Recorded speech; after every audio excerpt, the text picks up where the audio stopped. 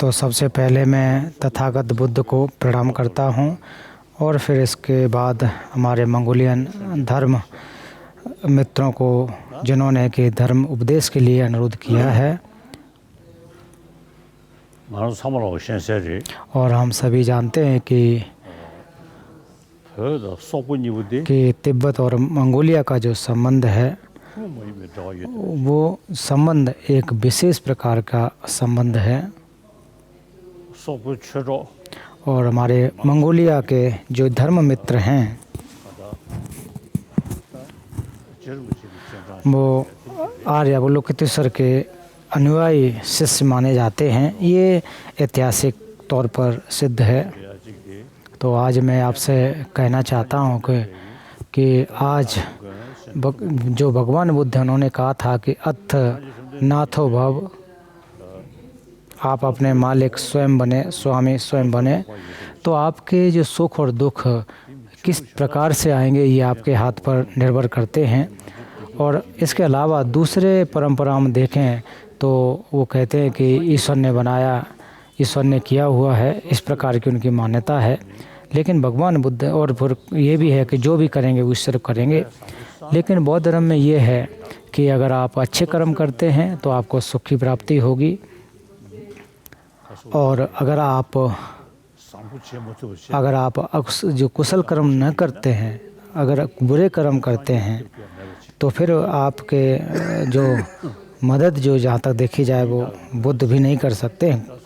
तो इसलिए बुद्ध ने कहा कि आपके ही ऊपर निर्भर करता है कि आप किस प्रकार से आप व्यवहार करते हैं।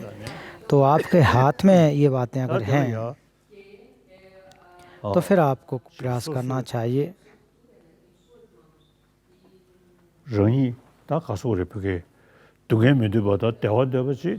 और इस अवसर पर सभी लोग यही चाहते हैं कि उनको हम सभी को सुख मिले, दुख न मिले। ये जितने भी जीवधारी हैं उन सब की यही कामना होती है।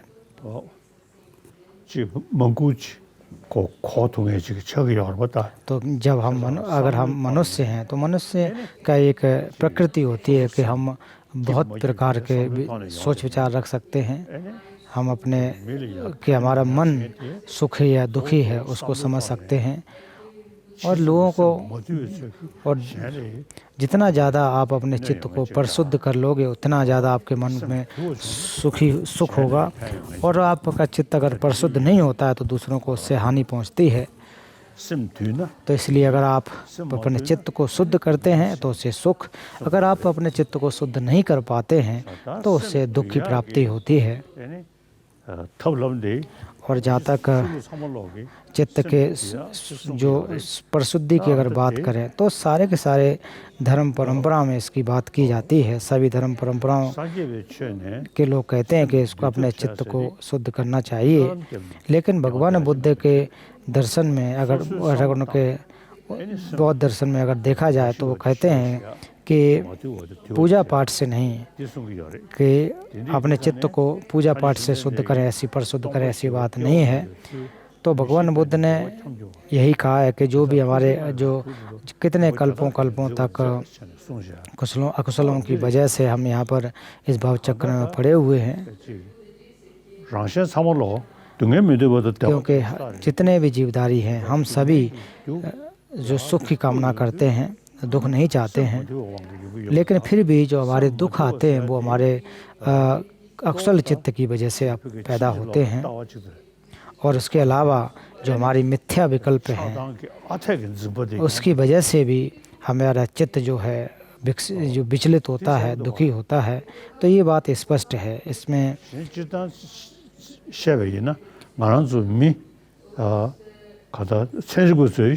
तो इसमें केवल मैं कह रहा हूँ ऐसी बात नहीं है, इसमें सभी लोग ऐसा मानते हैं। वैज्ञानिक लोग का भी विचार यही है कि उनका भी मानना है कि हम सभी एक सामाजिक प्राणी हैं, और सामाजिक प्राणी होने के नाते हम समाज पर आश्रित रहते हैं। और हमारा जीवन जो है समाज पर आश्रित है, उस पर निर्भर करता है।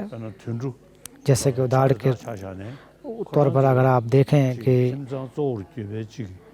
अगर आप प्राणियों का अगर अन्य देखो, अगर जानवर इत्यादि को अगर आप देखते हैं तो उनको अगर आप देखोगे कि वो भी अपने जीवन को चलाने के लिए प्रयास करते हैं। वो आप अपने बच्चों के प्रति प्रेम रखते हैं, एक दूसरे का हित रखते हैं। ये इस बात को वैज्ञानिक लोग भी स्पष्ट रूप से समझ सकते हैं, हम लोग भी समझते हैं। तो इसलिए एक दूसरे का प्रेम, एक दूसरे के प्रति जो हमारा स्नेह है वो होना चाहिए। और फिर जैसे जैसे हम बड़े हो जाते हैं, जैसे जैसे हम बढ़ते जाते हैं, वैसे वैसे हमारे मन में विचार आ जाता है कि हम भी कर सकते हैं। लेकिन फिर जब हम कभी कभी ऐसा भी होता है कि जब हम बड़े होते हैं तो उस समय स्वयं का एक प्रकार से लाभ करना, दूसरों को हराना, इस प्रकार के भी मन में विचार आ जाते हैं। लेकिन इन चीज़ों को हमें छोड़ कर के दूसरों को हित करने की कोशिश करनी चाहिए। और अगर आप अच्छे व्यक्ति बनना चाहते हैं तो फिर जो विचारधारा है वो बचपन से ही पैदा होनी चाहिए, क्योंकि हम लोग जो बचपन से ही हम लोग जैसे ही पैदा हुए हैं वैसे ही माँ बाप के खास करके जो इस माँ का प्रेम है, स्नेह है, उस पर हम उसके आधार पर हम चले हैं, उस पे आधार पर हम जिए हैं। फिर धीरे धीरे जा कर के हम जब बड़े हो जाते हैं और फिर समाज में जब रहते हुए तो समाज में बहुत सारी चीज़ों को हम देखते हैं और बहुत एक प्रकार से देखा जाए कि कुछ समस्याएं होती हैं। तो उस समय हमें ध्यान देना चाहिए कि दूसरों को हम प्रेम करें, स्नेह करें। और जहाँ तक स्नेह की बात है, प्रेम की बात है, एक दूसरे के हित की बात है, तो वो बहुत ही ज़्यादा महत्वपूर्ण होती है। उसको हमें कारण के साथ देखना चाहिए कि आखिर के हम क्यों एक दूसरे से प्रेम स्नेह कर रहे हैं। तो इस बात को जानने के लिए, चाहे आप धार्मिक हों या फिर किसी भी धर्म को न मानते हों, तो विश्व के कोई भी धर्म हों, कोई भी परंपराएं हैं, वो सभी लोग प्रेम और स्नेह की बात करते हैं। तो इसलिए जहाँ तक मैं प्रेम स्नेह की अगर बात करूं, एक दूसरे के हित की बात करूं, तो वो बहुत ही महत्वपूर्ण है।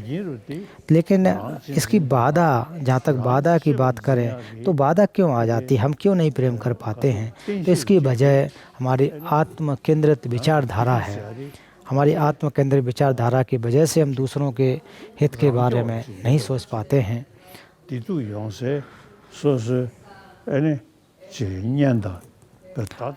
और जो फिर उसके बाद हम शत्रु और मित्र, इसमें भावनाएं, इसमें अंतर पैदा करने लग जाते हैं। और जो मित्र का अर्थ है जो हमें सुख दे, और दुख, और फिर मैं शत्रु हम उसको मान लेते जो हमें दुख देता है। तो इस प्रकार की जो मान्यता हमारे मन में इतनी गहराई से बैठ जाती है कि हम दूसरों के हित करना उतना हित नहीं कर पाते हैं।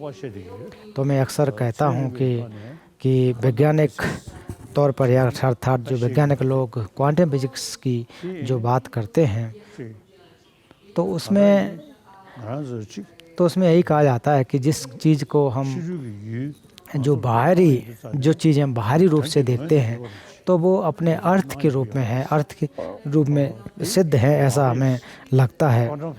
लेकिन क्वांटम फिजिक्स के अनुसार या बौद्ध जो परंपरा अनुसार के मानता है कि जब हमारी आसक्ति जिस पर पैदा होती है, जिस पर लगाव पैदा होता है, तो वो चीज़ें जो भले ही हमें ऐसा प्रतीत होता है कि अपने स्वभाव से सिद्ध हैं, तो इसकी वजह से हमें उसमें जो नज़दीक होते हैं, मित्र होते हैं, उसके प्रति लगाव, जो शत्रु जिन्हें कहते हैं उनके प्रति एक प्रकार से घृणा पैदा होती है। तो फिर वैज्ञानिकों के अनुसार अगर व्याख्या देखी जाए तो वो कहते हैं कि जिन चीज़ों को हम देख रहे हैं वो स्वभाव से सिद्ध नहीं है, इनको हमारे चित्त के द्वारा, मन के द्वारा आरोपित कर दिया गया है। और जिस प्रकार जिस भी धर्म को, जिस भी वस्तु को हम जो पकड़ते हैं, ग्रहण करते हैं, वो हमारे चित्त के द्वारा आरोपित होते हैं। तो इस प्रकार की जो व्याख्या है बौद्ध दर्शन में स्पष्ट रूप से देखने को मिलती है। तो आज मैं मंगोलियन मित्रों से कहना चाहता हूँ कि जो हमारा जो समाज है, समाज को एक जो सुखमय समाज की स्थापना करना हम सभी का एक उद्देश्य होना चाहिए। इसकी वजह से मन में हमें एक परिवार में खुशी आएगी। अगर परिवार के प्रति हम स्नेह रखते हैं, प्रेम रखते हैं, तो निश्चित रूप से सबको लाभ होगा, दूसरों को भी लाभ होगा। इसलिए मैं यही कहना चाहता हूँ कि मंगोलियन मित्रों, चाहे आपके धर्म देश में कुछ लोग ऐसे हैं जो धर्म को नहीं भी मानते हो, लेकिन फिर भी मंगोलिया में ज़्यादातर लोग बुद्धिस्ट हैं, बौद्ध हैं, जो गैलिक परंपरा को मानते हैं।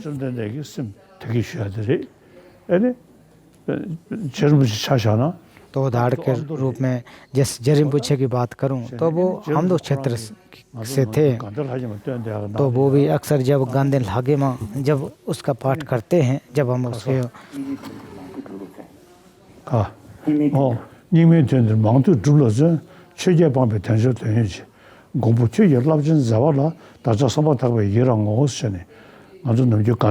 तो जब अक्सर हम गांधे लागे माँ का जब पाठ करते हैं तो जे रिम्पोछे की जो जीवनी है उसमें अनुमोदन किया जाता है। तो इसमें ये प्रार्थनाएं होती हैं, ये शब्द आ जाते हैं कि ज़्यादा से क्या है कि ज़्यादा से ज़्यादा श्रवण करना चाहिए। श्रवण करने के बाद उसको अभ्यास में लेना चाहिए और सिद्धि करना चाहिए, अर्थ के रूप, भावना के रूप में रखना चाहिए। तो श्रुतिमय चिंतन और भावना, ये तीनों प्रकार से अभ्यास करना चाहिए, ऐसा कहा जाता है। तो आप हमारे जो कि मंगोलियन मित्र हैं, जैसा पूर्व में भी मैंने आपसे कहा कि आप हमारे ऐतिहासिक तौर पर ऐतिहासिक तौर पर हमारे मित्र हैं। तो जिस पर भी हमें अनुमोदन करना है, तो जिस चीज़ पर अनुमोदन कर उसका हमें खुद अभ्यास करना चाहिए। तो सबसे पहले जो ग्रंथ हैं, जो त्रिपिटक हैं, उनका हमें अध्ययन करना चाहिए।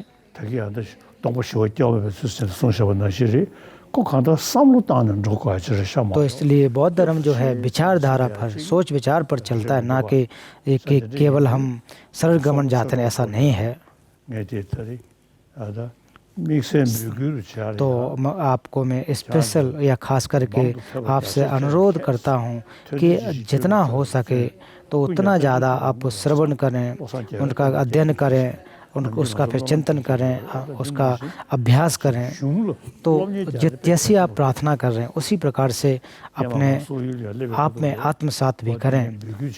तो जब मैं मंगोलिया गया था तब भी आपसे मैंने अनुरोध किया था, आप लोगों से अनुरोध किया था कि आप मठ में जो प्रार्थना इत्यादि करते हैं केवल इतने तक सीमित न रहें। आप लोगों को धर्म ग्रंथों का अध्ययन करना चाहिए। पहले भी आपसे कहा था, अभी भी मैं आपसे अनुरोध करता हूँ।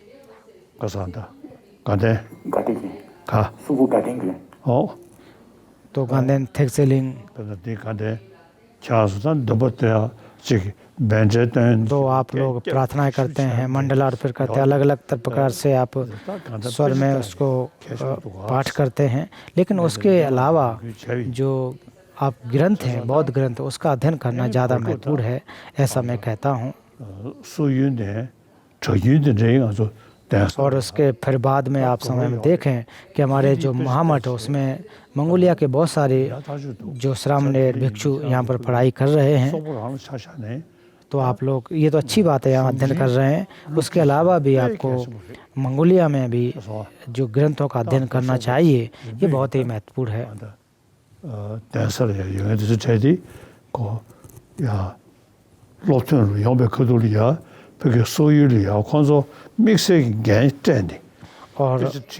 और जो भी यहाँ पर अध्ययन कर रहे हैं उन लोगों को भी मंगोलिया में आने के बाद विशेष जिम्मेदारी देनी चाहिए कि वो उनका अध्यापन करें, पढ़ाएं। तो ठीक है कि उस चीज़ का आप पढ़ाई करना, पाठ करना अच्छी बात है, लेकिन इसके अलावा भी शास्त्रार्थ करना बहुत महत्वपूर्ण है कि बचपन से ही जो हमारे मनोविज्ञान के विषय हैं, न्याय के विषय हैं, और हमारे जो बुद्धिविद्धि जो हैं उनका हमें अध्ययन करना चाहिए। लोरिक, तगरीक, दूटा, इनको बचपन से ही अध्ययन कराना चाहिए। तो आप मंगोलिया के जो भी मठ हैं, जहाँ भी बिहार हैं, संस्थान हैं, तो उसमें अगर बचपन से ही भिक्षुओं को, सामनेरों को अगर आप शास्त्रार्थ कराते हैं तो अच्छा होगा, क्योंकि ऐसा करने से बच्चों की जो बुद्धि है उसमें भी विकास होगा, उसको सीख भी सकते हैं, तर्क करने की, शास्त्रार्थ करने की क्षमता उत्पन्न होगी। तो उदाहरण के रूप तो उदाहरण के लिए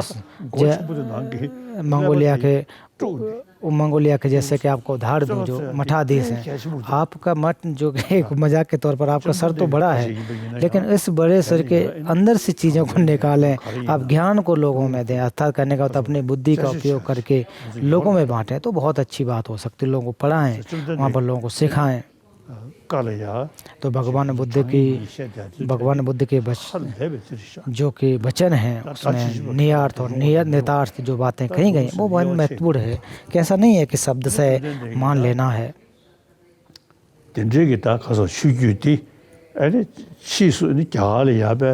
और भगवान बुद्ध का जो दर्शन भारत में इतनी अच्छी तरह से फैला था, और इसके अलावा नालंदा का जो बिहार है, जहाँ जो संस्थान था, अध्ययन अध्यापन का केंद्र था, वो बहुत बड़ा प्रसिद्ध हुआ।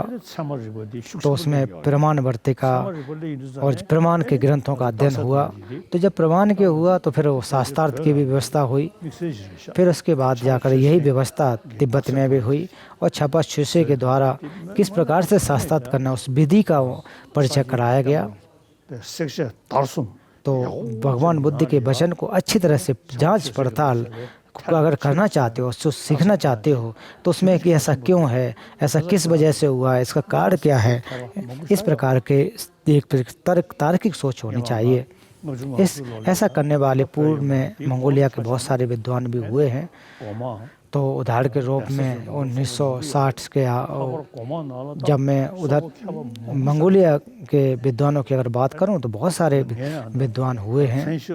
तो मेरे एक धर्म मित्र अर्थात मेरे कहा जाए गुडुचुन, तो वो बहुत बड़े विद्वान थे, सेरा छे के थे, और वो मंगोलिया से थे। वो मेरे साथ शास्त्रार्थ करते थे। तो इस प्रकार से देखें कि जो बहुत सारे मंगोलियन विद्वान हुए हैं, जो कि जिनकी गिनती प्रकांड विद्वानों में मानी जाती है, और इसको ग्रंथों को पढ़ करके बहुत सारे लोगों ने अध्ययन किया। तो पहले भी पूर्व में बहुत सारे विद्वान हुए हैं, तो आज भी इस आधुनिक समय में भी होने चाहिए। और मैं अक्सर यही कहता हूं कि आपको 21वीं शताब्दी का बौद्ध बनना चाहिए। तो इसका अर्थ है कि आप उसका जांच पड़ताल करें, किस प्रकार का धर्म है, किस प्रकार की व्यवस्था है, उसको मानना चाहिए। और जान करके अगर आप श्रद्धा करते हैं तो निश्चित रूप से आप 21वीं शताब्दी के बौद्ध कहलाएंगे। या इसके अलावा कि हाँ लोग ऐसा कह रहे हैं, परंपरा है, ऐसा अगर करते हैं, इस प्रकार से अगर मानते हैं, तो शायद वो फिर आप 21वीं शताब्दी बुद्ध नहीं होंगे। तो चाइनीज में भी एक प्रकार से जो अंधविश्वास जैसी बातें जो चली होती हैं, कुछ लोग जो करते हैं, तो वो ठीक नहीं है कि हाँ कि हम केवल मान्यता के तौर पर चलें, परंपरा के अनुसार चलें, तो उचित नहीं होगा। केवल हाँ जो भी है भगवान आपके हाथ में है, ऐसा अगर कहते हैं तो ये अंधविश्वास जैसा हो जाएगा। तो इतना हमें इस प्रकार की चीज़ों पर नहीं पढ़ना चाहिए। बुद्ध का दर्शन या धर्म है जो वो अज्ञानता का नहीं है, जो अंधविश्वास का नहीं है, इसको ये प्रज्ञा अनुयायी है, जो हमारे आधार क्या है, क्रम क्या है, मार्ग क्या, फल क्या, इसके आधार पर ये सिद्ध है, इस पर आश्रित है। तो इतना गंभीर ग्रंथ दर्शन होने के बाद भी अगर हम दर्शन का अध्ययन नहीं करते हैं, केवल परंपरागत अगर बने रहेंगे तो उचित नहीं होगा। तो सही जो कि जैसे गुरु के बारे में कहा जाता है कि जो गुरु में कहा वैसा ही हमें करना, तो इस प्रकार से ही सोचते रहें तो ठीक नहीं होगा। तो अगर भले ही चलो ठीक है आपके गुरु जो भी कह रहे हैं, लेकिन उसमें भी आपको अपनी प्रज्ञा का उपयोग करना चाहिए, हो सके जांच पड़ताल करना चाहिए। तो अति नहीं होना चाहिए कि जो भी कहा जा रहा है तो वैसा ही हम मान लें।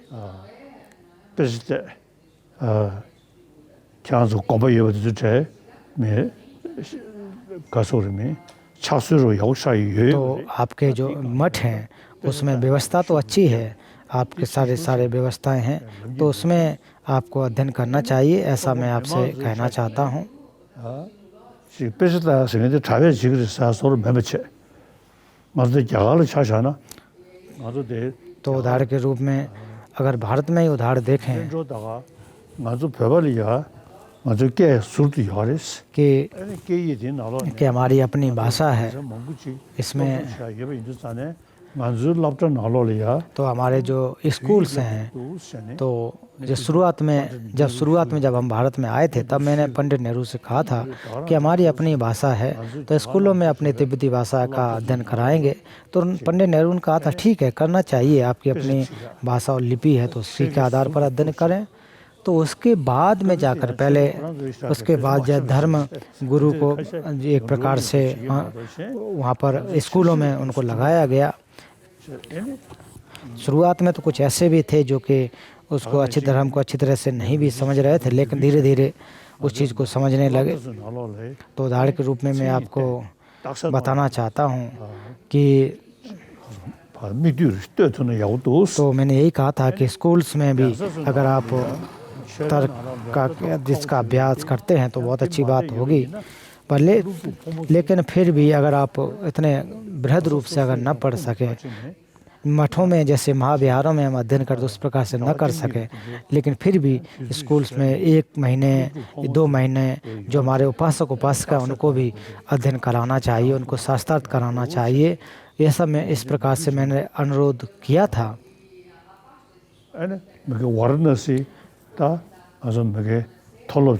तो वाराणसी में जो तिब्बती जो विश्वविद्यालय है उसमें जो उपासक उपासिकाएँ सभी के लिए वो स्कूल्स बना हुआ है, लेकिन इसके अलावा भी जो सामान्य जो गृहस्थ लोग उनको भी अध्ययन करने के लिए अवसर प्रदान कराना चाहिए। तो मंगोलिया में भी उसी प्रकार से मैं कहता हूँ कि धर्म का अभ्यास करना एक प्रकार से अंधविश्वास में न पढ़ कर के एक जो भगवान बुद्ध ने जिस प्रकार से आधार मार्ग और फल तीनों की जो व्याख्या की है उसको अगर अच्छी तरह से अगर आप जानते हैं तो बेहतर होगा।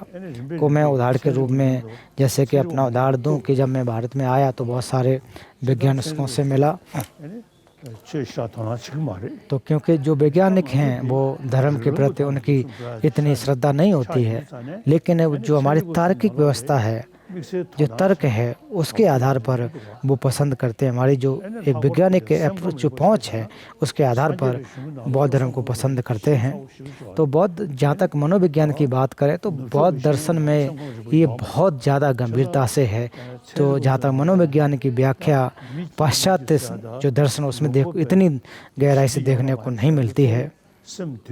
तो मन में जो हमारे अंदर शांति आना, राष्ट्र में शांति आना, ये हमारे अपने ऊपर निर्भर करते हैं।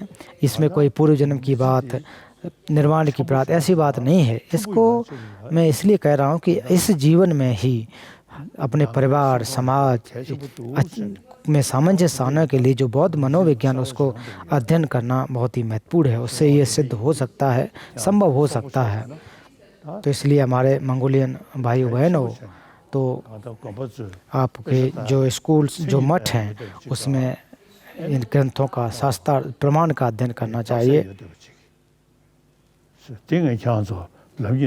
तो ये मैं आपसे कहना चाहता हूँ, इस प्रकार का अनुरोध पुनः करता हूँ। तो सबसे पहले आप जो आपके जो मठ हैं उसमें अच्छी तरह से अध्ययन अध्यापन कराएं, और फिर उसके बाद जो स्कूल्स हैं, जो विद्यालय हैं, उसमें भी धर्म निरपेक्ष होकर के जो हमारे तार्किक तरीके हैं, जो मनोविज्ञान के विषय हैं, उसको भी पढ़ाना चाहिए। तो मैं उसके लिए प्रार्थना भी करता हूँ, उम्मीद भी करता हूँ। तो आप हमारे मंगोलियन जो बौद्ध मित्र हैं, आप अपने मन में रखें, क्योंकि आपकी जो बौद्ध धर्म की कला संस्कृति बहुत ही विशाल है, तो उसको आपको जारी रखना चाहिए। 21वीं शताब्दी में उसको भी वैसे ही जारी रखना चाहिए। तो आज आप देखें कि वैश्विक तापक्रम की वजह से विश्व में परिवर्तन आ रहे हैं, अन्य की वजह से भी इस दुनिया में बहुत सारे परिवर्तन आ रहे हैं। लेकिन फिर भी बौद्ध धर्म को हमने विज्ञान के साथ जोड़ करके एक एक विधिवत तरीके से अच्छी तरह से समझना चाहिए। तो ये मैं आप मंगोलियन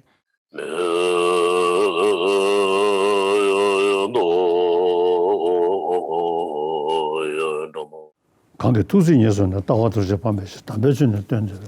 남달라 차차.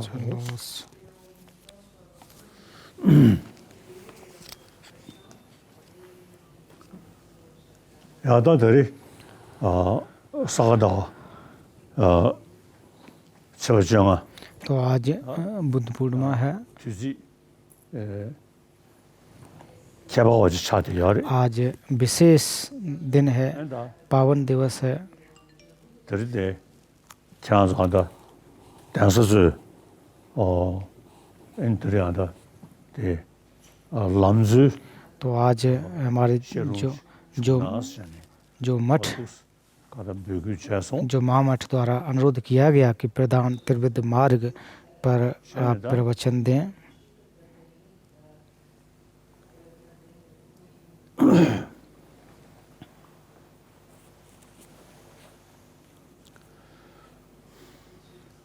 람즈 조 나버 순스네 다 람름 기니 부수 뒤에서 तो जो एक प्रकार से प्रधान त्रिविध मार्ग के बारे में कहें तो ये एक प्रकार से जो लमरिम है तो इसमें इसका सार के रूप में है, जिसमें कि नैसर्गिक चित्त और शून्यता बुद्ध चित्त इस किस प्रकार से है, ऐसा होना इसके बारे में कहा जाता है।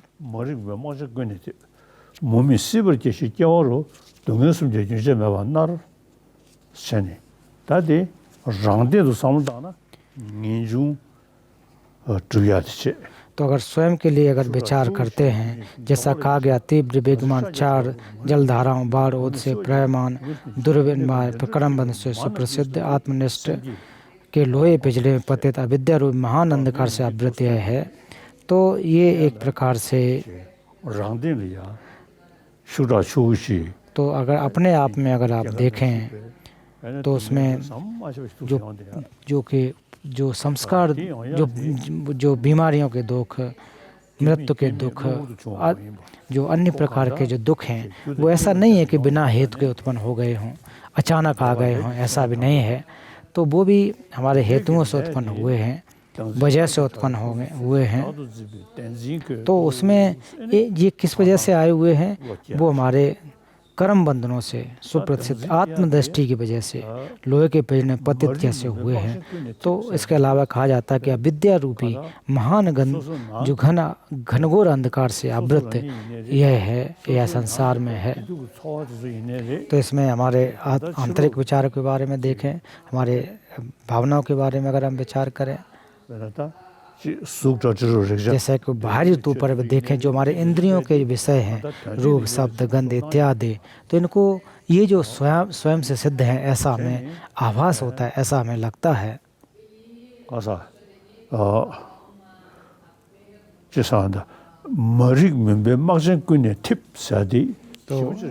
तो इसमें जो शब्द कहा गया है कि जो अविद्या रूपी महान घना अंधकार से आवृत हैं, ये बहुत ही महत्वपूर्ण है। तो यहाँ तात्पर्य यही है कि हमारे अंदर की जो सत्य ग्राह्यता की वजह से तो जितनी भी चीज़ें जिनको हम देख रहे हैं वो अपने से हैं, ऐसा हमें आभास होता है, अर्थ के रूप में है, अपने स्वयं से सिद्ध हैं, ऐसा हमें आभास होता है।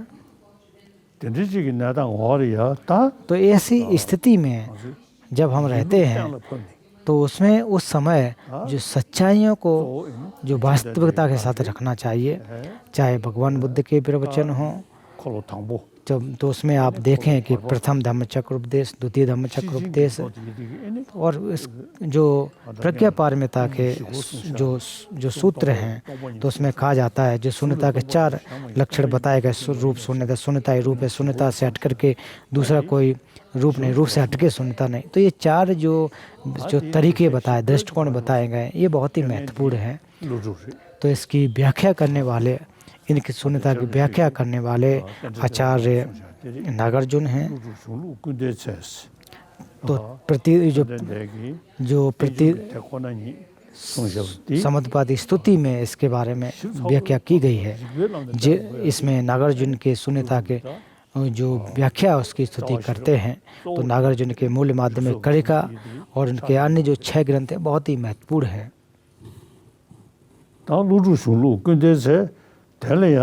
तो नागार्जुन के जो ग्रंथ हैं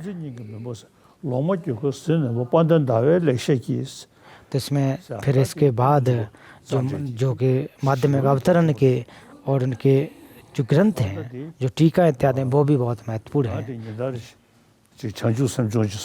तो मैं हर रोज बोधचित्त उत्पाद का विचार करता हूँ, उसके पाठ करता हूँ, प्रति समुद्रपाद स्तुति करता हूँ और नागार्जुन के मूल माध्यमिक ग्रंथ के जो कुछ श्लोक हैं नागार्जुन के द्वारा जिनकी रचना की गई है उनके कुछ श्लोकों का पाठ करता हूँ, जाप करता हूँ। तो संक्षेप में अगर मैं कहूँ कि क्लेश और अज्ञानता की वजह से, कर्मों की वजह से जो भी हमारे क्लेश आते हैं, जो भी हमारे जो बुराइयाँ आती हैं, इनको नष्ट करके के बाद ये निर्वाण को प्राप्त कर सकते हैं। ऐसा नागार्जुन जी ने संक्षेप में या सार के रूप में कहा है कि कर्म के लोचन की वजह से हम संसार में पड़े हैं। फिर कहते हैं कि जो भी चीज़ें प्रति समुत्पन्न हैं वही माध्यमिक दर्शन है, मध्यम मार्ग है।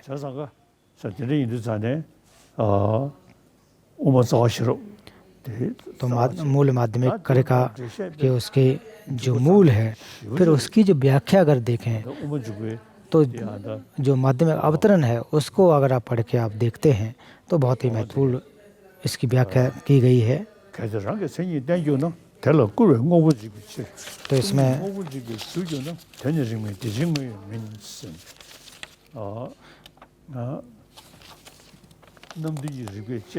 कहा गया यदि स्वलक्षण प्रतीत होगा तो उसके प्रति अविवाद से भावों का विनाश हो जाएगा। यदि शून्यता भावों को विनाश कर हेतु हो जाए तब तो यह युक्त संगत नहीं आता है, भाव सत्य नहीं है। तो ऐसा नहीं कहा जाता है कि कुछ भी नहीं है, तो अगर इस प्रकार के विचार नहीं करना चाहिए। तो इसमें कहा गया है कि यदि स्वलक्षण प्रतीत होगा तो उसके प्रतिवाद को भाव से विनाश हो जाएगा। फिर आगे क्योंकि इन भावों की परीक्षा की जाने पर परमार्थ भावों से व्यवहार में भी विद्वान मान्यता प्राप्त नहीं होता है। लोक में व्यवहार सत्य की परीक्षा नहीं की जानी चाहिए। तो ये जो विचार है जो बहुत ही महत्वपूर्ण है। ऐसा नहीं है कि ये बातें आसान हों, ये आसान नहीं होते हैं, ये बहुत ही महत्वपूर्ण है।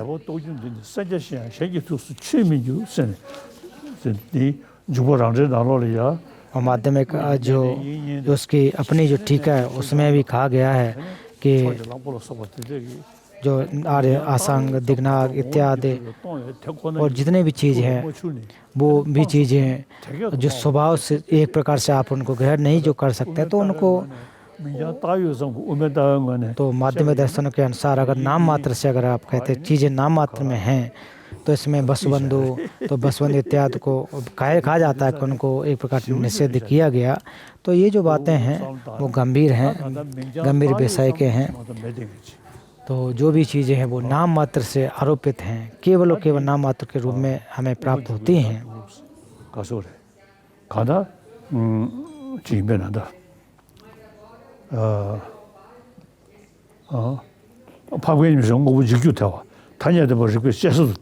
तो इसमें जो 4 प्रकार के प्रसंग हैं, आर्य के समायत अवस्था वस्तु विनाश के कारण बन जाने का प्रसंग हो जाना, व्यवहार सत्य युक्त द्वारा परीक्षा कर पाने का प्रसंग, परमार्थ उत्पत्ति का निषेध न कर पाने का प्रसंग, धर्मों का स्वतः शून्य होने के उपदेश देश संरक्षित होने का प्रसंग। तो ये 4 प्रकार के जो प्रसंग कहे गए हैं तो जो आचार्य जेरिम्पोछे ने लिसिंगबो में भी कहे गए हैं। तो इनके बारे में मैं भी हर रोज़ विचार करता हूँ, चिंतन करता हूँ। तो इससे जो एक सत्य ग्राहता के जो हमारी जो एक प्रकार से पकड़ है उसमें इससे परिवर्तन आता है, इसमें उसको नष्ट करने में कमी आती है, सहायक होता है।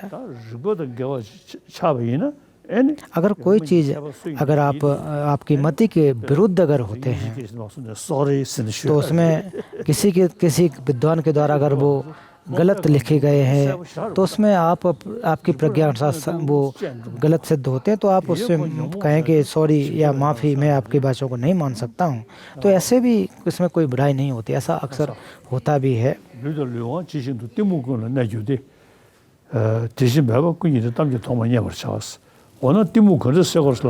तो फिर बात आती है कि क्लेश जो हैं उनको कैसे नष्ट करना चाहिए। तो क्लेश को नष्ट करने के लिए हमारे प्रति समुद्पाद जो कि तथागत बुद्ध ने व्याख्या की है, इसका उपयोग करके क्लेशों को नष्ट कर सकते हैं। जो हमारे आसक्त रूपी चित्त हैं तो उसको प्रार्थनाओं के द्वारा आप नष्ट करेंगे वो संभव नहीं है। जो भी हमारी आसक्त रूपी चित्त है उनको नष्ट करने, वो हमारी सत्यग्रहता की वजह से आती है, और इस सत्यग्रहता को अगर नष्ट करना चाहते हैं, और अगर आप जो हमारा जो कलुषित चित्त है उसको अगर पकड़ सकते हैं, उसको अगर समझ सकते हैं, तो जो हमारे अंदर जो बुराई है, जो क्लेश है, वो धीरे धीरे नष्ट हो जाते हैं।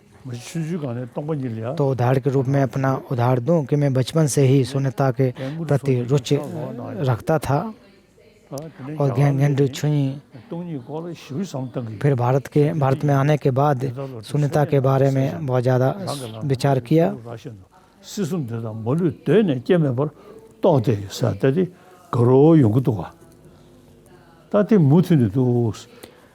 तो शून्यता के जो विचार हैं वो धीरे धीरे हमारे अंदर विकसित हुए। तो इस जो समत और विपස්සना दोनों को साथ रख कर इसका चिंतन अगर करेंगे, तो मेरा प्रयास यही है कि मैं जितना हो सके कि जो निरोध सत्य उसको मैं प्राप्त कर सकूं। ऐसी मेरी एक उम्मीद है।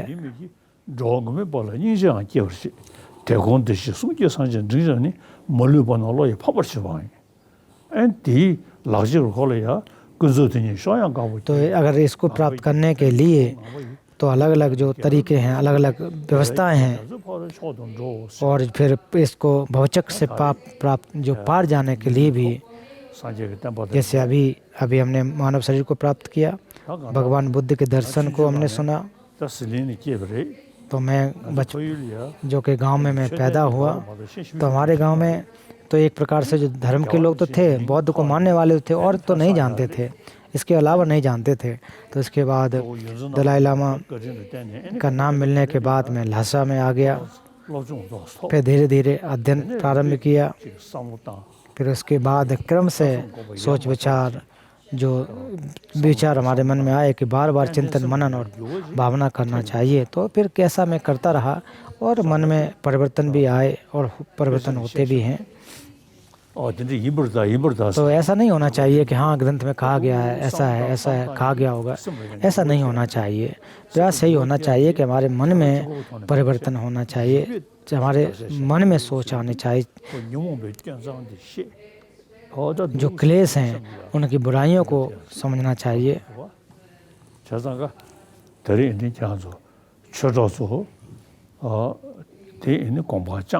तो आज जो आप भी हमारे मित्रगण हैं, आप सभी लोगों को इस बात को ध्यान में रखना चाहिए।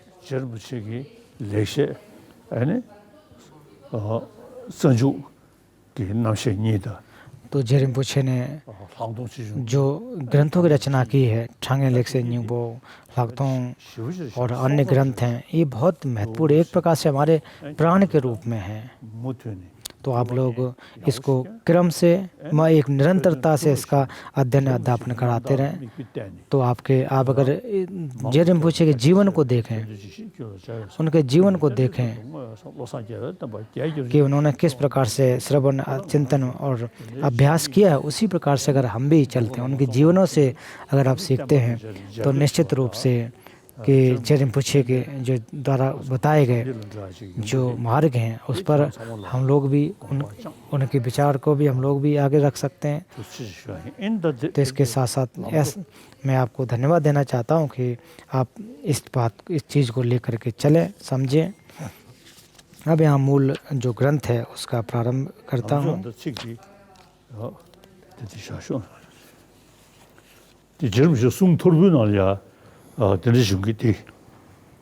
तो जेरिम्पोछे के इसके अलावा ग्रंथ के अलावा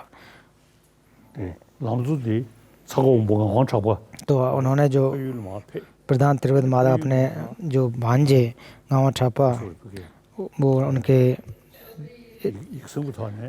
एक प्रकार से 점실야. उन्होंने जेरिम्पोछे से पत्र लिख करके अनुरोध किया था कि मेरे लिए कुछ एक प्रकार से मार्गदर्शन करें, कुछ उपदेश दें। 나라야. 코에 매베 제수 숙시당. 서로군도 저다 말롱군 송벌 제제 남시 상계체 뒤지 고셔 토물 짐벌 자선 점실랑 송도고. 세상 가라지 그래서 로식 부세는 पे तो इसमें एक जो शब्द पुत्र आता है, तो पुत्र या वत्स कहने का अर्थ है कि इसका मतलब हम सभी लोग इसमें आ जाते हैं।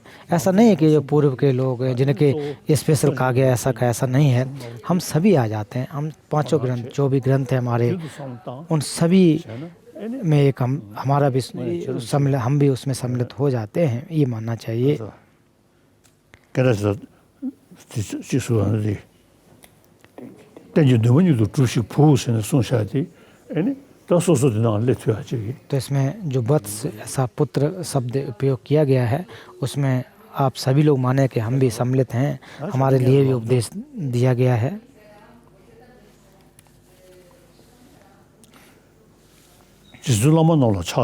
तो सबसे पहले भट्टारक गुरुवरों को प्रणाम करता हूँ। मैं सुमत कीर्ति जो गुरु है उनको प्रणाम करता हूँ।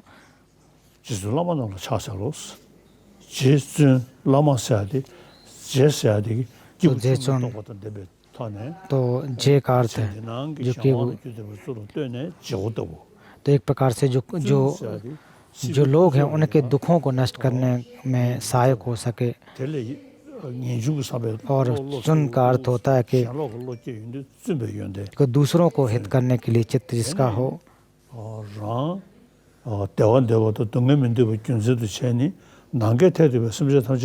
और हम सभी यही चाहते हैं कि हमें सुख की प्राप्ति, दुख की प्राप्ति न हो।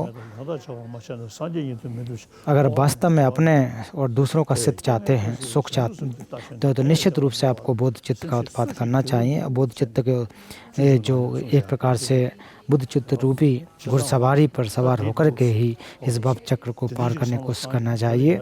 अगर इस प्रकार से अगर आप चिंतन करते हैं तो अच्छा होगा।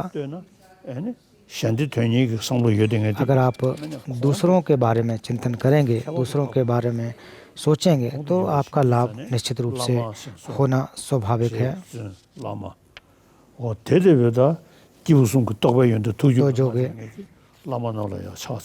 तो पूर्व में सबसे पहले कहा जाता है कि भट्टारक गुरुवरों को प्रणाम करता हूँ। फिर इसके बाद ग्रंथ का जो आरंभ प्रयोजन के बारे में, मार्ग समस्त जिन प्रवचनों के हृदयगत विषय जिन पुत्रों द्वारा अनुशासित हैं, सौभाग्यशाली मनुष्यों का तीर्थ स्थान प्रवेश स्थान है, उसे मैं यथाशक्ति प्रतिपादन करूँगा।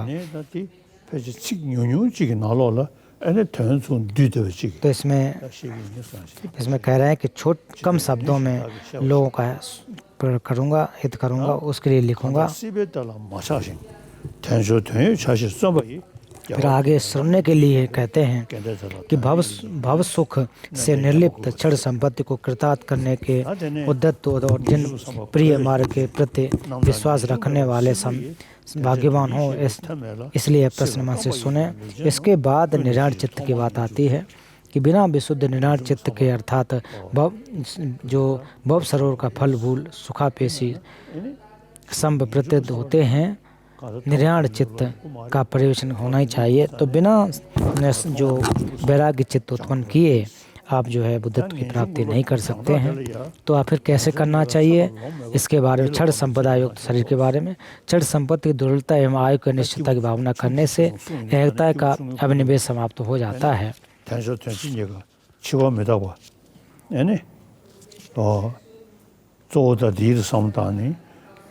तो इसमें हमें अनित्यता के बारे में जानना चाहिए।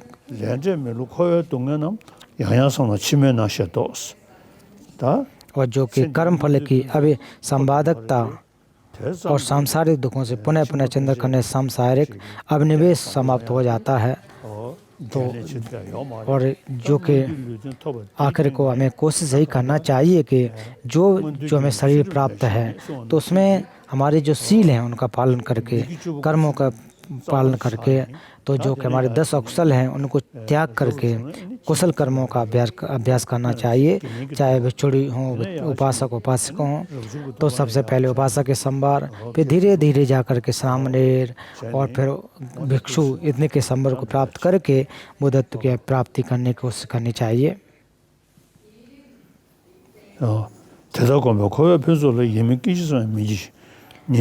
इस प्रकार अभ्यास करने पर सांसारिक संपदाओं के प्रति क्षणमात्र के लिए भी मन प्रणहित न हो तथा अहोरात्र मोक्षार्थी बुद्धि तब निर्याण चित्त उत्पन्न हो गया है, ऐसा मानना चाहिए। तो आप जो क्लेशों के जो सत्य ग्राह्यता की जो बुराइयां हैं उनको अगर आप जब समझोगे तब जाकर के इससे विरक्त कैसे होना चाहिए हमारे मन में विचार उत्पन्न होगा। तो ऐसा नहीं होगा कि निर्माण की अगर बात करें कहीं बाहर है, कहीं दूसरी जगह पर है, ऐसा नहीं है। निर्माण आपके दिल में है, आपके हाथ में है कि जो भी क्लेश और कर्म है उससे निवृत्त होने के बाद ही हम निर्वाण को प्राप्त कर सकते हैं, उससे मुक्त होने के बाद ही निर्वाण को प्राप्त कर सकते हैं।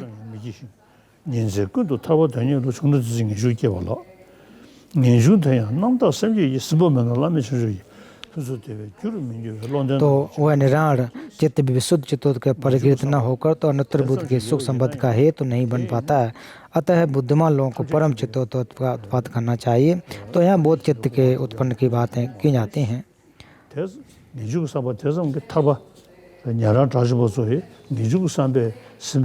तो चाहे बुद्धत्व की प्राप्ति अगर करना चाहें, निर्माण की प्राप्ति करना चाहें, तो उसके लिए जो हमारा नैसर्गिक चित्त है वो परम आवश्यक है। तो हम लोग बौद्ध धर्म का अभ्यास कर रहे हैं, तो इस अर्थात बोध चित्त आने का अभ्यास कर रहे हैं। तो इसलिए बोध चित्त का उत्पाद करना बहुत ही महत्वपूर्ण है। बिना बोध चित्त का उत्पाद किए आप जो है बुद्ध नहीं बन सकते। कैसे अभ्यास करना चाहिए इसके आगे कहा जाता है, तीव्र वेगमान 4 तरह की जल धाराओं बाढ़ ओद से प्रवाहमान अत्यंत दुर्निर्वाह कर्म कंदों से सो प्रतिबद्ध आत्मदृष्टि के लोहे पिछड़ा अत्यंत अविद्या रूपी महान अंधकार से आवृत है।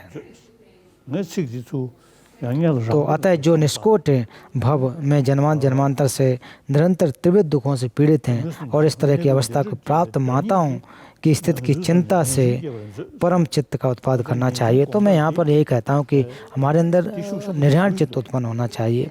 तो जब निर्याण चित्त उत्पाद करने की बात करते हैं तो उस समय तो जैसा कहा जाएगा तीव्र वेगमान 4 जलधाराओं से प्रामान दुर्विनार कर्म बंधनों से प्रतिबद्ध। तो जहाँ कर्म बंधन है तो वो उसकी वजह से हम भवचक्र में रहते हैं और आत्मदृष्टि के लोहे पिछड़े में पतित हैं। तो ये जो हम आत्मग्राहता की वजह से आते हैं और ये इस वजह से आती है कि जितने भी बाहरी और आंतरिक जो धर्म हैं वो स्वभाव से सिद्ध है। ऐसी हमारी सत्काय दृष्टि है, आत्मदृष्टि की वजह से है और ये अविद्या रूपी महान घन अंधकार से आवृत है, छाई हुई है। तो इस प्रकार से जो सत्यग्राहता है वो एक प्रकार से माया रूपी ऐसे समझना चाहिए।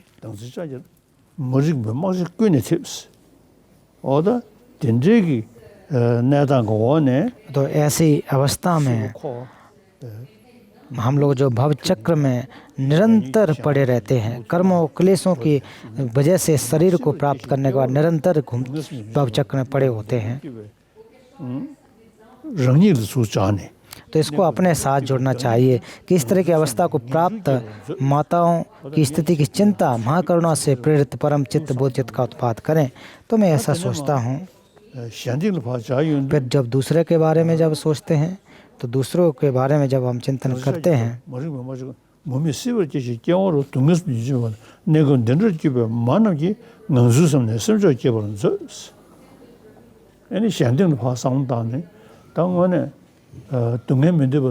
और जब दूसरों के बारे में भी सोचते हैं तो यही आता है कि कोई भी प्राणी नहीं है कि जो दुख चाहता हो, सभी चाहते हैं, सुख चाहते हैं। लेकिन फिर भी हमारे न चाहने के बाद भी दुख आते हैं। 그 사람들 롤 거라 롤이야 지샤야 매드비지겠다 되지게 나다 차대야지 아니 간다 동네게 싸워디 레뉴 और जो हमारे जो हमारे क्लेश हैं, क्लेशों के आने की वजह एक प्रकार से आत्मदृष्टि, सत्काय दृष्टि की वजह से या फिर मिथ्या विकल्प की वजह से आते हैं। तो इसको अगर आप नष्ट कर देंगे तभी जाकर के निर्याण चित्त की उत्पत्ति होती है। फिर दूसरों के बारे में जब हम विचार करें तो इसमें आगे कहा जाता है कि जो निगंधन जीव मानव जी नंजुसम समझो जीवन जो सेने वो तो दिगी कि लोजाया दूसरे इस प्रकार से बोध चित्त का उत्पाद करना चाहिए। फिर आगे जाके सम्यक दृष्टि के बारे में विचार होगा। श्लोक नंबर 9 से देखेंगे कि सम्यक दृष्टि या शून्यता के दर्शन अर्थात शून्यता का ज्ञान। तो इसमें आगे कहा जाता है कि निर्याण एवं बोध चित्त में अभ्यस्त होने पर भी तत्व परिपत्ति प्रज्ञा के अभाव में बहुमूल अविद्या का उच्छेद नहीं हो पाता है। अतः प्रति समुदाय बोधक उपाय के लिए प्रयत्न करना चाहिए। तो इसमें जो शून्यता का शब्द उपयोग करना चाहिए तो वो न करके प्रति समुत्पाद। तो एक कह रहे हैं कि जो भी चीज़ें हैं प्रति समुत्पन्न है। तो जिस अंत में कहा जाता है कि अतः प्रति समुत्पाद बोधक उपाय के लिए प्रयत्न करना चाहिए। जिसने संसार एवं निर्वाण सभी धर्मों की कार्यकारिता में विषम बाधकता के अत्यंत अभाव को देखा हो और आलम्बन को जो अधिष्ठान वह सर्वथा विशीर्ण हो जाता है। तो इसके जो और अगर देखें तो मूल्य माध्यमिक में जो फल हैं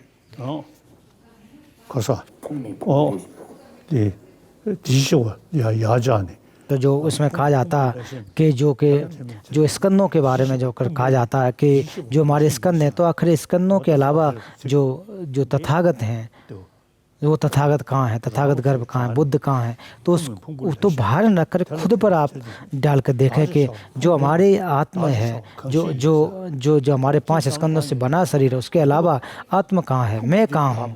तो जो हमारे स्कंद हैं, जो हमारा शरीर है वो आत्मा नहीं है, वो मैं नहीं है।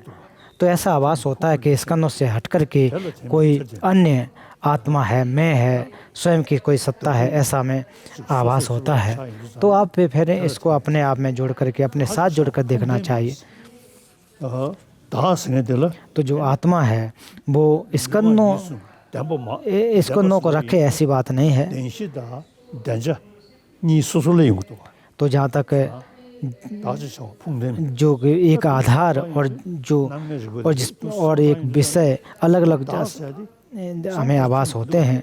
तो जब इसके बारे में हम सोचते हैं तो कोई भी जो आत्मा है वो उसका स्वतंत्र कोई सत्ता नहीं देखने को नहीं मिलती है, उसके कोई सत्ता नहीं रहती है। तो मैं हर रोज़ इसके बारे में विचार करता हूँ, खुद पर जोड़ करके देखता हूँ। मूल माध्यमिक कारिका के बारे में जो विषय हैं, जो शब्द हैं, उसके साथ रख कर के चिंतन करता हूँ। तो ऐसा नहीं है कि इसको नकारा जाए, नहीं है, ऐसा भी नहीं कहा जा सकता है। तो ये केवल और केवल हमारे आलम केवल उसको चित्त के आधार पर रखा गया है। तो एक दूसरे से इससे लाभ होते हैं, इससे हित होता है। आत्मा है, आत्मा मतलब मैं है तो है, ऐसा नहीं है कि तो हम लोग अपना एक प्रकार से अभ्यास इसका अनुभव करते हैं कि मेरा शरीर। तो जब अपने काय का परीक्षण करते हैं, इसके अंगों को परीक्षण करते हैं, तो उसका स्वभाव से कोई सिद्धि प्राप्ति नहीं होती है। तो उसके अलावा भी जो कि चित्त और चैत से अलग अलग उसके विकल्प होते हैं, अलग अलग उसकी व्याख्या की जा सकती है। लेकिन अगर इसके जटिलता की बात करें तो जब तंत्र के जो विषय के आधार पर जब अलग अलग हमारे जो तत्व हैं अलग अलग जब एक दूसरे में व्याप्त होते चले जाते हैं तो उस समय जटिलता होती है। वैसे केजिंग जी छा तो उसमें जो हमारे जो प्रभास्वर हैं उसके भी पूर्व और बाद के अलग अलग होते हैं। सदरी इधर कहता जोशिंग शूट नालो लिया और माँ संपन्न और माँ जो मुद्रा है उसमें भी विषय और विषय के प्रभास्वर की बात की जाती है। तो विषय और विषय के जहाँ प्रभास्वरता की बात करें इनको दोनों के साथ रख कर के व्याख्या की जाती है। तो मैं ठीसर रिम्पोछे के से तो लोंगजिन जुदिन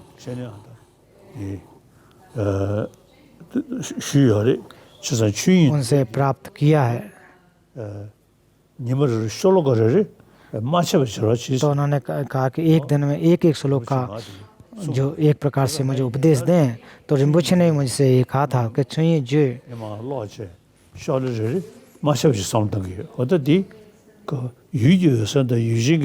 तो मैं हर रोज बिना विलंब किए इसका पाठ करता हूँ। तो विषय के प्रभास्वरता और विषय और विषयी तो जब इनके जब परीक्षण करते हैं जब हम देखते हैं तो एक प्रकार से स्वतंत्र रूप से उसका सत्ता प्राप्त नहीं होती है।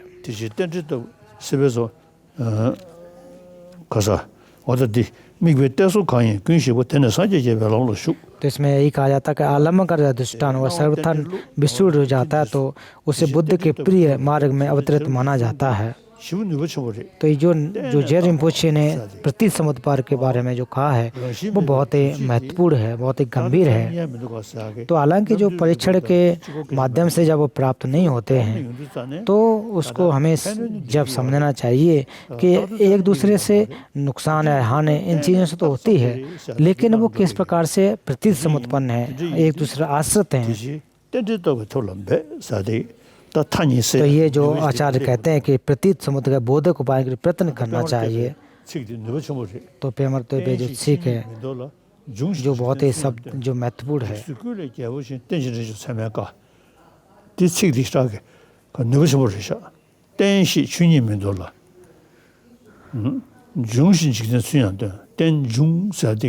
जो प्रतीत समुद्पाद जो शब्द है तेंजुंग बहुत ही जिसका अर्थ है जो गंभीर है।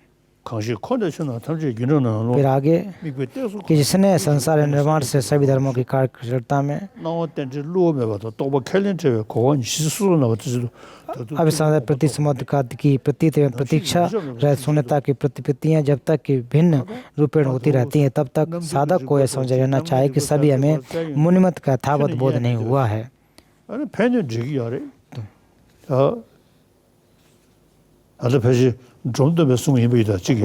तो ड्रोमतम्पे के ग्रंथों में कहा जाता है कि सामान्य तौर पर देखा कि जो हमारा जो आग जो भी चीज़ें हैं वो स्वभाव सिद्ध से नहीं ऐसा हम कहते हैं, लेकिन हाथों को अगर आप आग में डालें तो वो जलता है, लेकिन परीक्षण के माध्यम से वो प्राप्त नहीं होते हैं। उसको हम एक अंतिम रूप में नहीं कहा जा सकते हैं, लेकिन फिर भी एक दूसरे से हानि होती है, एक से लाभ होता है तो है, लेकिन परीक्षण के माध्यम से नहीं है।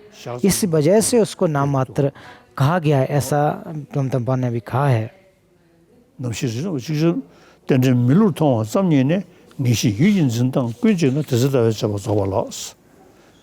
तो जब दोनों प्रतिपत्तियों के किसी एक को बिना छोड़े एक साथ प्रतिस्मृत अभी संवादक दर्शन होते ही ग्राहक कल्पना के पूर्वाग्रह निश्चय सभी विषय प्रतिथियां विनष्ट हो जाती हैं, तब सम्य दृष्टि की परीक्षा संपन्न होती है।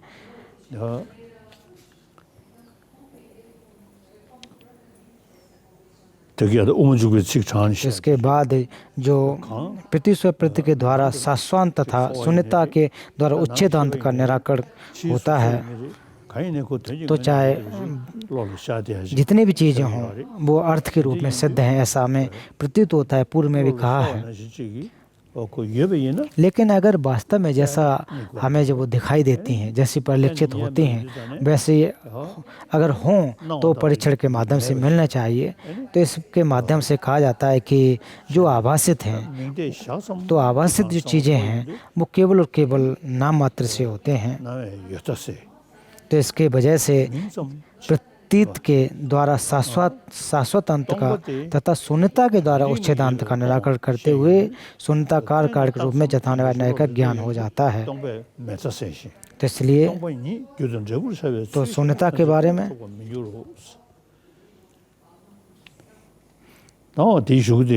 तो इसके बाद जाकर के बत से इस प्रकार मार्ग के 3 प्रमुख का यथावत ज्ञान अपाय में हो जाता है, तब विवेक सेवन करते हुए उद्यम प्रबल उद्यम करें और अविलंब अपने उद्देश्य को सिद्ध करें।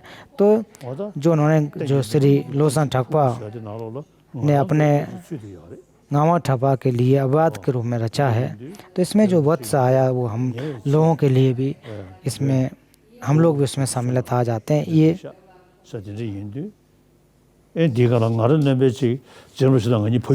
तो मैं भी एक खास बात देखी जाए तो जे रिम्पोचे और मैं हम दोनों का जो घर जो एक प्रकार से स्थान है वो एक ही है। हम लोग आमदन से कुंभ से और हमारा जो घर उनका घर नज़दीक है, तो इस प्रकार से कई विचार आता है कि हम हमारे वो पड़ोसी थे। तो इससे बहुत से श्री लोसन ठगपा फेल सुमत कुत ने अन्य अपने भांजे गावा ठगपा के लिए अववाद के रूप में रचा है। प्रधान त्रिविध मार्ग समाप्त हुआ।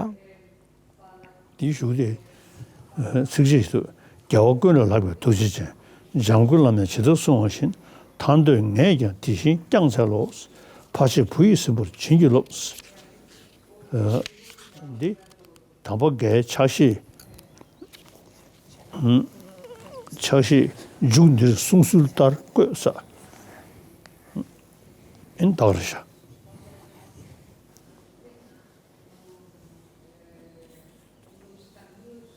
다들 람주시로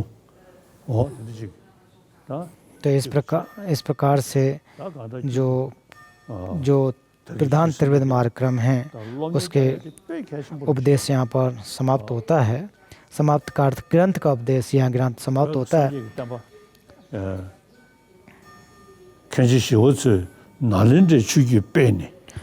तो तिब्बत में आचार्य शांति रक्षित ने नालंदा परंपरा की स्थापना की और वहाँ पर एक प्रकार से जो नालंदा जो प्रमाण के ग्रंथ हैं, प्रमाण जो विषय हैं, उसकी स्थापना की। जो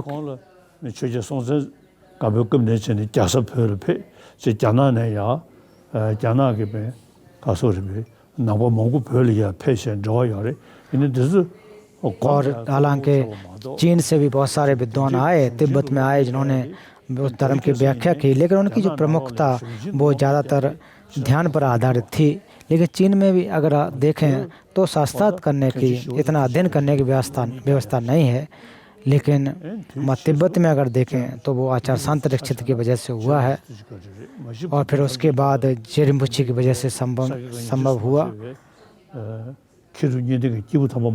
और इसके अलावा भी जो पंथों में अंतर न करके बहुत सारे विद्वान हुए हैं कि इन्होंने व्यवस्था की है, लेकिन सबसे श्रेष्ठ जे रिम्पोचे को माना जाता है। तो सबसे पहले श्रवण किया, फिर उसका चिंतन किया, फिर अभ्यास किया।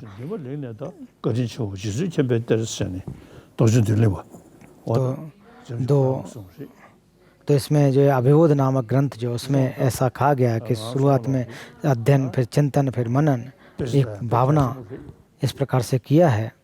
तो ये जो हम सभी लोगों को ग्रंथों का अध्ययन करना बहुत ज़्यादा महत्वपूर्ण है। तो उदाहरण के रूप में मैं लगभग 86 वर्ष का हो चुका हूँ, तो इतने वर्षों तक मैंने भी अध्ययन किया है।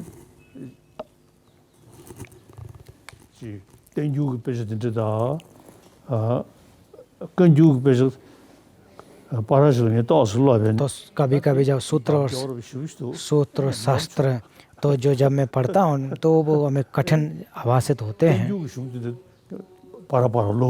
तो जो सूत्रों को मूल रूप से पढ़ पाना कठिन लगता है। शास्त्रों को पढ़ता हूँ, फिर उसके अलावा जो जे रिम्पोचे हैं उनके ग्रंथों को पढ़ता हूँ, तो फिर हर दिन उनको पढ़ता हूँ। तो उमजू का माध्यमिक अवतरण अपने मेज पर रखता हूँ और उसकी वृत्ति को भी रखता हूँ, और फिर उसको मैं कभी समय समय पाठ करता हूँ, क्योंकि मैंने इसको कंठस्थ कर लिया तो वो उसको जब सोचता हूँ तो बहुत ही लाभदायक है।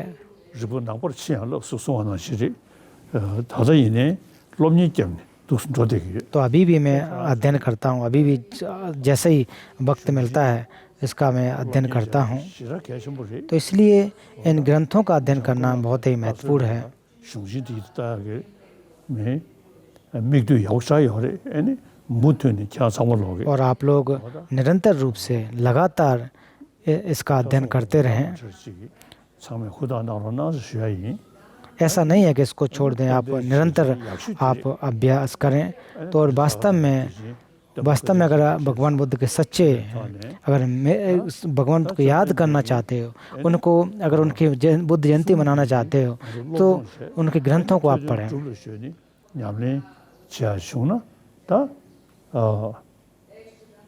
और इसके बाद अगर आप अभ्यास कर सकें तो बहुत अच्छी बात। भगवान बुद्ध ने खुद कहा है कि हे मेरे जो भिक्षु और विद्वानों, मेरे वचनों को आप अच्छी तरह से समझें, जानें। और निश्चित रूप से अगर हम इनका अध्ययन करते हैं तो भगवान बुद्ध को के लिए हमारी वास्तविक एक प्रकार से स्तुति होगी। नागार्जुन और अन्य विद्वानों के लिए भी स्तुति होगी। मैंने भी जो नालंदा के 17 विद्वान हैं उनके लिए भी स्तुति लिखी है। तो मैं आपसे कहना चाहता था। इसके बाद बोध चित्त अनुष्ठान प्रदान करूँगा।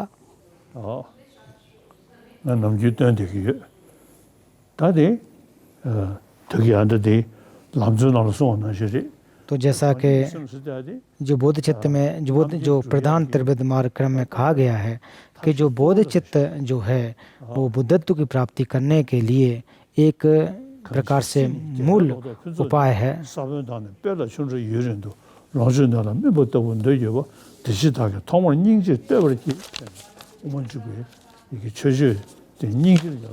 तो माध्यमिक अवतरण में शुरुआत में कहा गया है कि क्योंकि करुणा की जिन रूपी फसल की रास का बीज और उसकी वृद्धि में जल की भांति तथा दीर्घकाल उस उपयोग के लिए पके हुए फल की बात मानी गई। इस कारण मैंने सर्वप्रथम करुणा की प्रशंसा की है। तो मैं हर रोज लगभग बोध चित्त का उत्पाद करता हूँ। तो जहाँ तक स्वयं और परहित की अगर बात करते हैं तो बोध चित्त महत्वपूर्ण है। अगर आप स्वयं का हित करना चाहते हैं तो बोध चित्त से हट करके नहीं है। दूसरों का हित करना चाहता भी बोध चित्त नहीं है। अभी के लिए अंत के लिए भी अभ्यास करना चाहता भी बोध चित्त से हट करके दूसरा कोई अभ्यास नहीं है।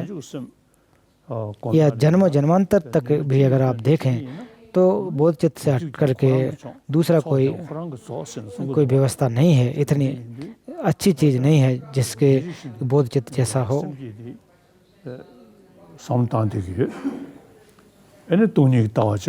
तो बोध चित्त इसके साथ साथ शून्यता, इनको साथ साथ रख करके अभ्यास करता हूँ।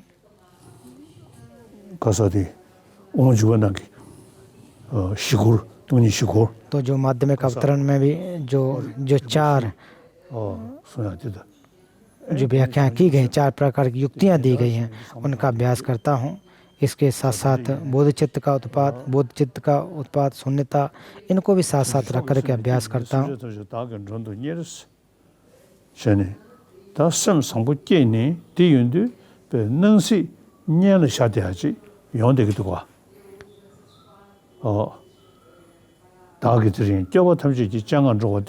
तो उत्तम बोध चित्त उत्पन्न करके मैं सही उसको आमंत्रित करता हूँ।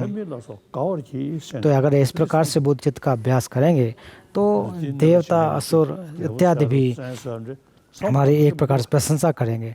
तो हमको नुकसान पहुँचाने वाले कोई ऐसे हों, ऐसा तो कुछ है भी नहीं। तब मैंने जो सुखदेव के प्रति भी मैंने एक प्रकार से कठोर रूप अपनाया। तो उसके बाद सोचा कि उनके प्रति फायदा नहीं है, वो भी एक प्रकार से जीवधारी हैं, वो भी सत्व हैं। 아주 계신이 쪼고리. तो बुद्धचर्या अवतार में कहा गया है कि जो शत्रु है वो भी हमारे मित्र के समान है, क्योंकि शत्रु पर आश्रित होकर के उसको आधार बना करके हम जो जो पुण्य है एक प्रकार से हम जो एक धैर्य का अभ्यास कर सकते हैं। और धैर्य का अगर अभ्यास करना चाहते हो तो उसके लिए एक शत्रु के या फिर जो जिसको हम शत्रु जो भी है शत्रु कहते हैं उसको होना उपयोगी होता है। उसके आधार पर ही हम जो कि धैर्य का अभ्यास कर सकते हैं। तो हम लोग एक प्रकार से अभी शरणार्थी के रूप में हैं, लेकिन फिर भी तिब्बत में बहुत सारी समस्याएं हैं, बहुत सारी दिक्कतें हैं।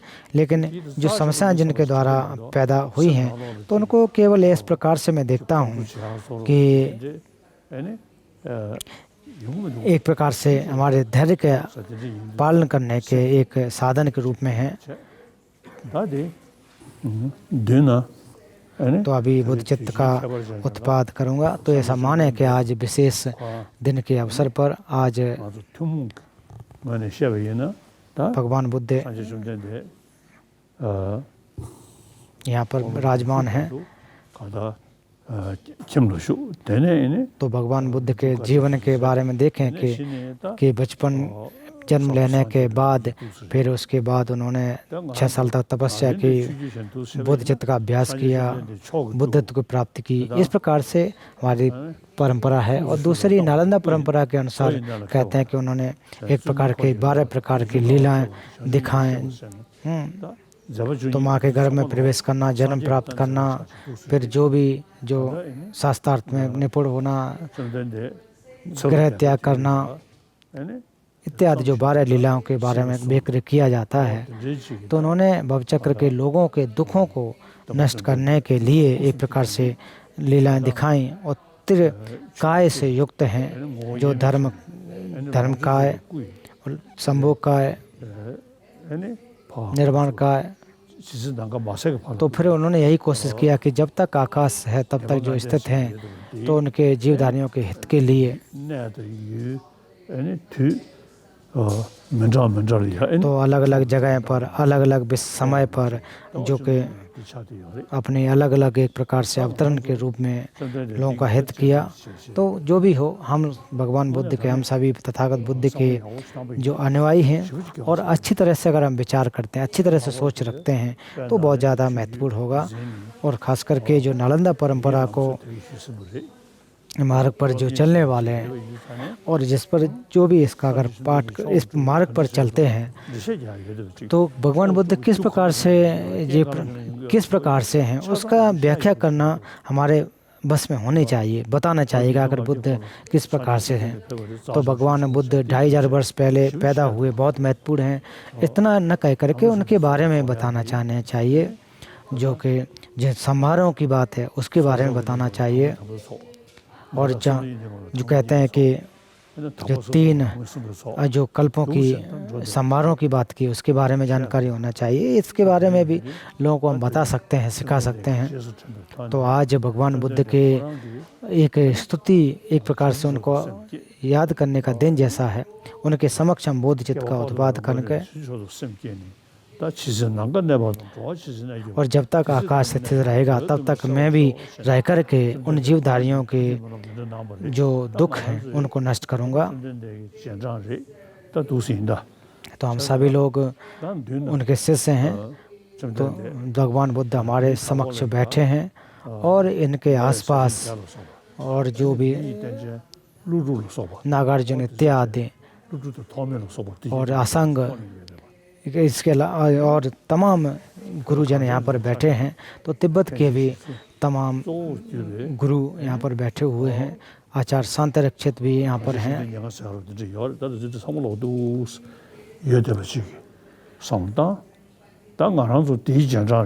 और हम लोग उनके शिष्य हैं, उनके हम अनुयायी हैं। तो उनके अनुयायी को होने के नाते केवल अंधविश्वास से नहीं, से एक पूरी ज्ञान के साथ जो उन्होंने कहा है उसको मैं पालन करूंगा, उसको जानबूझ करके समझ करके।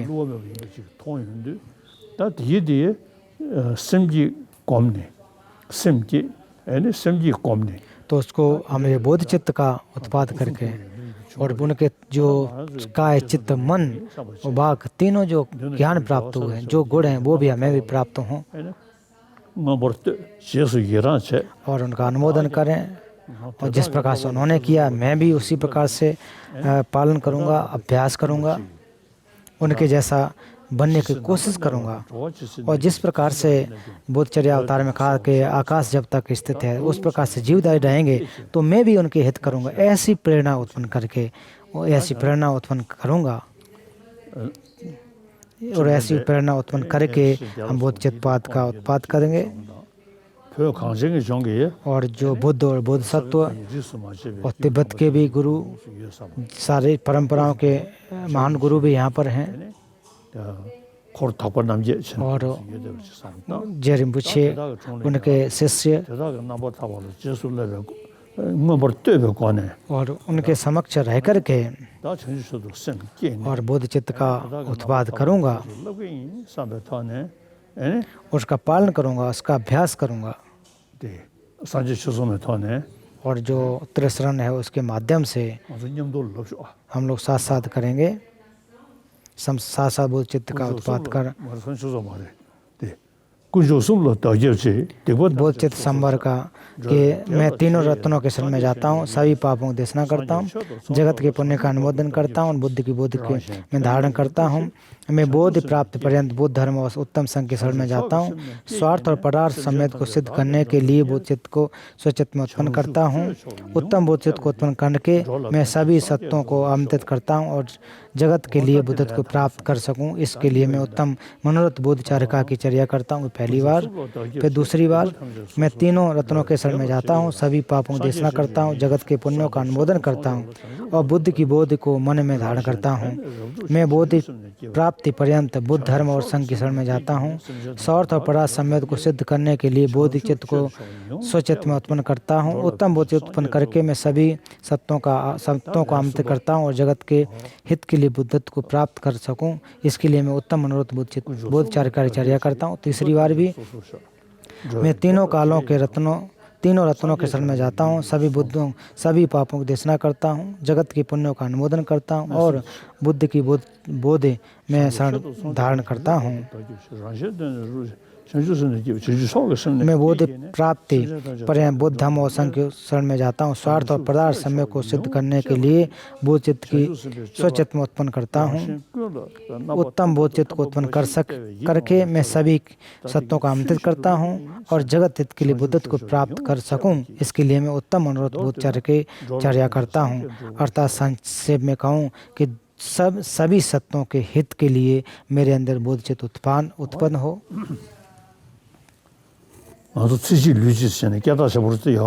तो हालांकि एक जीवन और एक काय के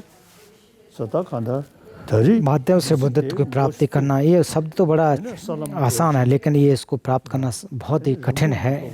एक जीवन में बुद्धत्व की प्राप्ति करना और मैं समस्त जीवों के हित के लिए बोधचित्त का उत्पाद करूंगा। अपने मन में एक अच्छी दृढ़ निश्चयता रखना चाहिए और जन्मों जन्मों तक इसका पालन करूंगा। तो इसके यहाँ पर जो बोधचित्त का उत्पाद वो संपन्न होता है।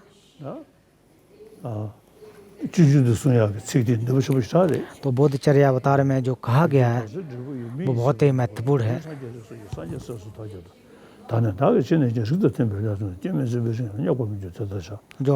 जो कि बोधचित्त के बारे में कहीं गए वो महत्वपूर्ण है।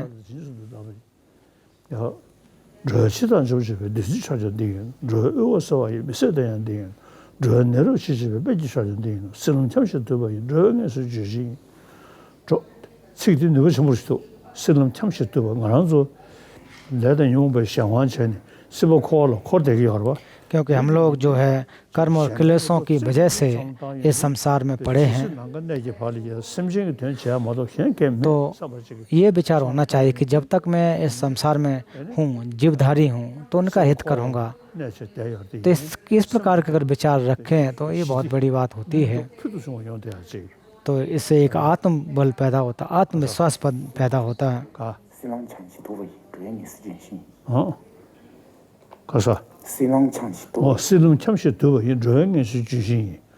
조탐 생년을 저르시 지디 저연용 동서 심진다와 샤웨 저연매지 저르의 진진님은 청구이 당시 뭐 수벌을 머리니 구쇼이 저연종 세월 남주지 대회도 잡은데 봐 되는데 쇼도냐 심신든지 스브셔이 다가들이 저거 탐지기 장한 저 대신이다 바로 때는 저도 배수지 하도 회면나서 가월기 전에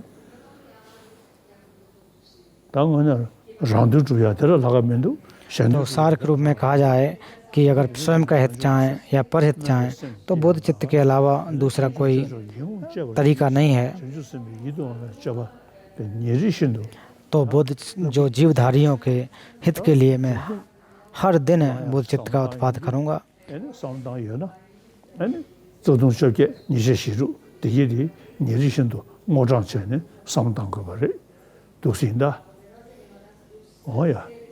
तो इसका अभ्यास हमें हर रोज़ करना चाहिए, हर रोज़ इस अभ्यास करने की आवश्यकता है।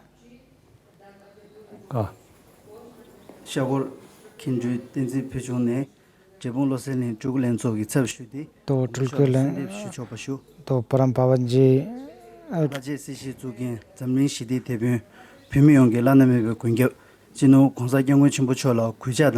तो सबसे पहले परम पावन जी को प्रणाम करते हुए तो आज जो बुद्ध जयंती का अवसर है और आज के समय में विश्व में बहुत सारे लोगों को कोरोना की वजह से नुकसान हुआ है।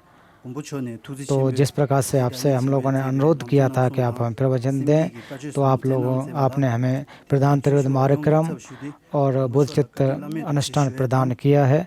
उसके लिए हम आपके धन्यवाद देते हैं और आप दीर्घायु को प्राप्त हों, ऐसी मेरी कामना है।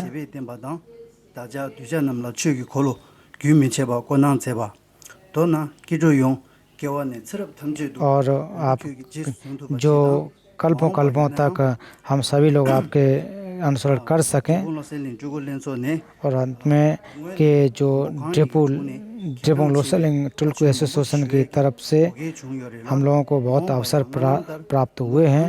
तो भविष्य में भी जिस प्रकार से आज जो प्रार्थना की है, जिस प्रकार से एक प्रकार से जो प्रवचन दिए, उसी प्रकार से भविष्य में भी हमें प्रवचन होते रहें, ऐसी कामना करता हूँ।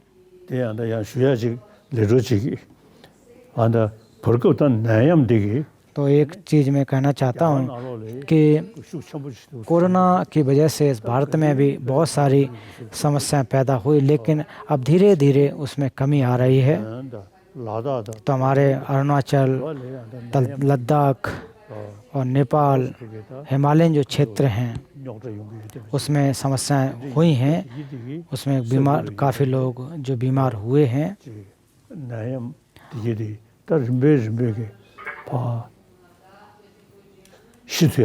तो क्रम से धीरे धीरे यहाँ से बीमारियाँ नष्ट हो जाएं। तो इसके लिए जो जैसा कि जो हमारे आर्य तारा के मंत्र हैं उनको आप अगर जाप कर सकें, जितना ज़्यादा अगर आप जाप कर सकें तो निश्चित रूप से ये महामारी जो कोरोना की महामारी है वो कम हो सकती है। इसके लिए ऐसा अनुरोध किया जा सकता है। तो ये जो क्षेत्र हैं हमारे अरुणाचल, तवांग, जो मोन क्षेत्र है, लद्दाख हैं, इत्यादि क्षेत्र में इनका अगर आप पाठ करें, तारा का अगर जाप करें जो 6 अक्षर का है, वो निश्चित रूप से लाभ होगा। तो जो बीमार हैं, जो रोगी हैं, उनको उनकी बीमारियां भी कम होंगी, उनकी बीमारियां नष्ट होंगी।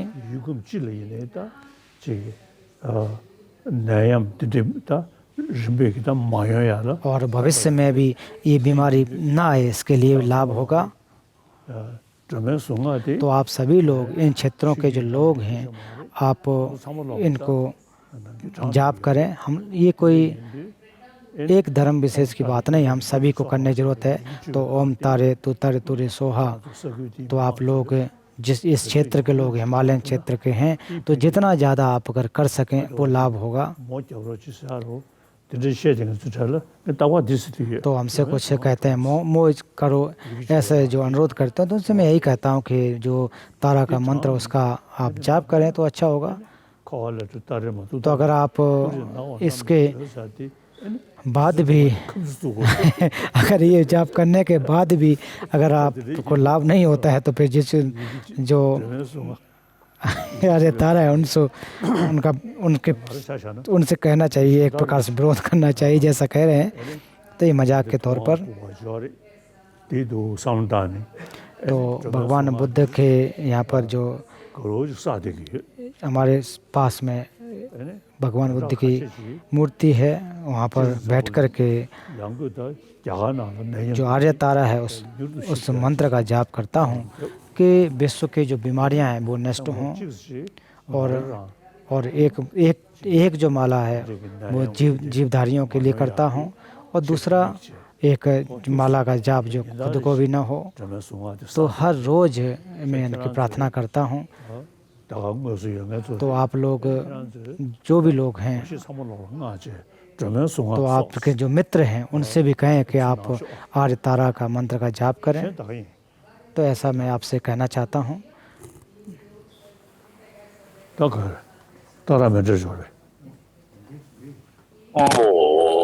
तो आज प्रवचन ये से धन्यवाद मंडल के साथ समापन की तरफ है।